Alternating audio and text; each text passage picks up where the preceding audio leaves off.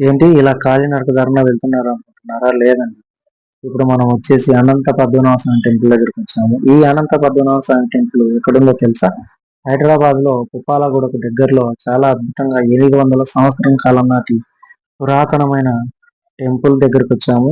చాలా ఆశ్చర్యంగా చుట్టూ సిటీకి మధ్యలో ఎత్తైన కొండల మధ్య బండరాళ్ళు ఆశ్చర్యం కల్పించే ప్లేస్ లో అనంత పద్మనాభ స్వామి టెంపుల్ చాలా అద్భుతంగా ఉంది.